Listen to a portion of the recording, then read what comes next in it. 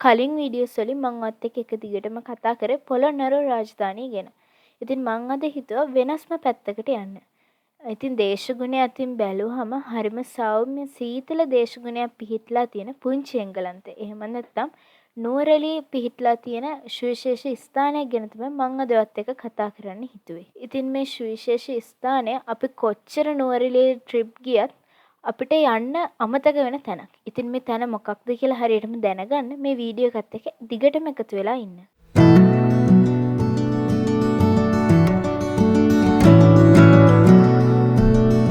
ඉතින් අද මම ඔයත් එක්ක කතා කරන්නේ ලංකාවේ පිහිටලා තියෙන උසම ගම වෙන ශාන්තිපුර ගම්මානය ගැන. ඉතින් මම ඔයාලට කිව්වට මේ ශාන්තිපුර ගම්මානය අපි නුවරඑළිය ගියාට එච්චර බලන්න යන්නේ නැති වුණාට අද වෙද්දි මේ ශාන්තිපුර ගම්මානේ ඊගල්ස් view point කියලා view point එකක් හදලා තියෙනවා. ඉතින් මේ view point එක බලන්න නම් විදේශිකයෝ ඒ වගේම ලංකාවෙත් ගොඩක් අද වෙද්දි මේ ශාන්තිපුර ගම්මානයට එනවා. ඉතින් අපි මේ view point එක ගැන කතා කරොත් මේකේ තට්ටු දෙකක් තියෙනවා. ඉතින් පළවෙනි තට්ටුව නම් වෙන් වෙන්නේ කොෆි ෂොප් එකකට. ඉතින් අපිට මේ කොෆි ෂොප් එකේදීත් නුවරඑළිය අවට ගොඩක් ලස්සන තැන් බලා ගන්න පුළුවන්. ඉතින් අපිට මේ ඊගල්ස් view point එකේදී ශාන්තිපුර ගම්මානේ වගේම ඒ වගේම නුවරඑළිය ග්‍රෙගරි මේ වගේ ගොඩක් දේවල් දැක බලා ගන්න පුළුවන්. ඒ වගේම අපිට පිදුරුතලාගල කන්ද, කිකිලියාමාන කඳුවැටිය, ඒ වගේම එහා පැත්තෙන් ශ්‍රීපාද ස්ථානයත් අපිට දැක බලා ගන්න පුළුවන්. ඉතින් මේ ශාන්තිපුර ඊගල්ස් view point එක ගැන කතා කරද්දී අපි අනිවාර්යයෙන්ම ශාන්තිපුර ගම්මානේ ගැනත් කතා කරන්න ඕනේ.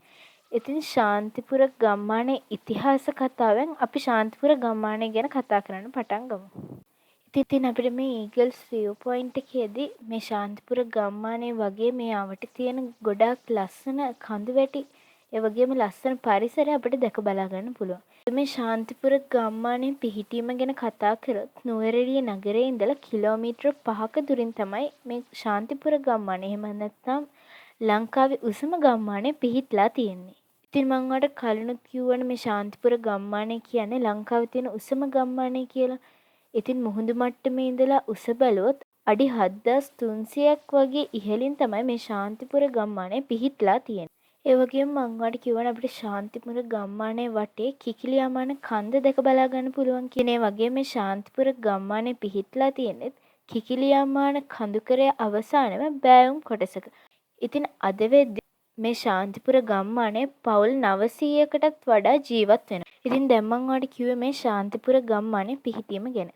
ඉතින් දැන් අපි කතා කරමු ශාන්තිපුර ගම්මානේ ඉතිහාස කතාව ගැන. 1948 අවුරුද්දේ අපිට ඉංග්‍රීසි ජාතින්ගෙන් එහෙම නැත්නම් බ්‍රිතාන්‍යයන්ගෙන් නිදහස ලැබුණත් 1950 වගේ අවුරුදු වලත් අපේ ලංකාවේ නුවරඑළිය වගේ වතුකරේ පැත්ත පාලනය කරේ මේ ඉංග්‍රීසි ජාතීන්මයි. ඉතින් ඒ කාලේ මේ ඉංග්‍රීසි යටතේ මේ ඉංග්‍රීසින්ගේ තේ වතු වල වැඩ කරපු හෙඩ් බාස් කෙනෙක් විදිහට වැඩ කරපු පුද්ගලයෙක්ට හොඳ අදහසක් ඇවිල්ලා තියෙනවා. ඉතින් ඔහුට ආපු අදහසේ විදිහට තමයි අපිට අද වෙද්දි මේ ශාන්තිපුර ගම්මානේ දැක බලා ගන්න පුළුවන් වෙන්නේ.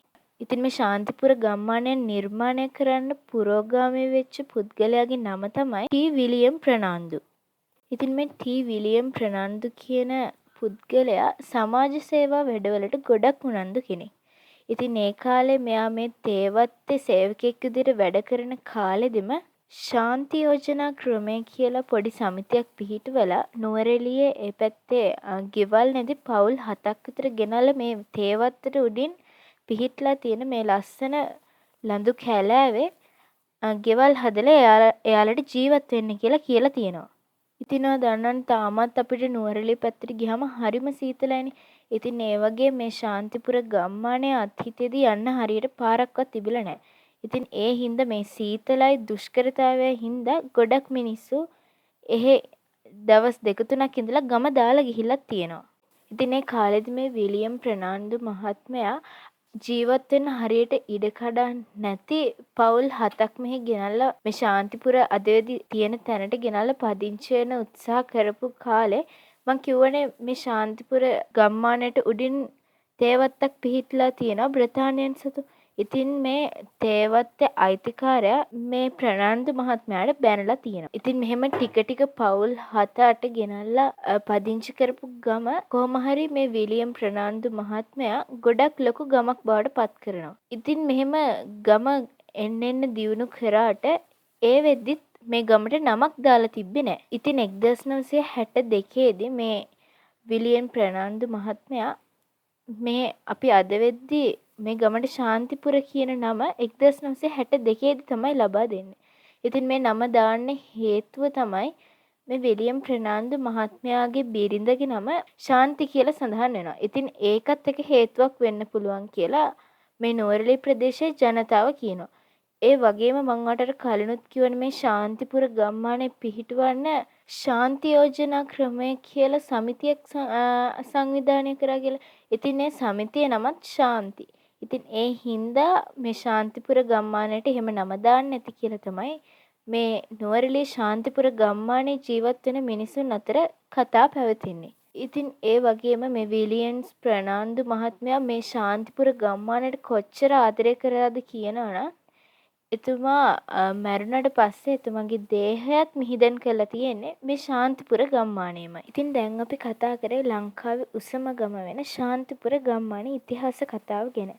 ඉතින් මේ ශාන්තිපුර ගම්මානයේ ලංකාවේ තියෙන උසම ගම මේ උසම ගමේ ඉතින් අපිට මේ උසම ගමේදී ලංකාවේ තියෙන උසම ගෙදර, උසම පන්සල, උසම ජලාශය වගේ ගොඩාක් ස්ථාන දැක බලා ගන්න පුළුවන්. ඒ වගේම ලංකාවේ තියෙන උසම view point එක පිහිටලා තියෙනෙත් මේ ශාන්තිපුරමයි. ඉතින් ඊළඟ සැරේ ඔයා නුවරඑළිය යද්දී අනිවාර්යයෙන්ම මතක් කරලා නුවරඑළිය නගරේ ඉඳලා කිලෝමීටර 5ක දුරින් පිහිටලා තියෙන ශාන්තිපුර ගමයි ඒ වගේම ඊගල්ස් view point එකයි බලන්න යන්න අමතක කරන්න එපා. එහෙනම් අපි අලුත් වීඩියෝ එකකින් ආයෙත් හම්බෙමු.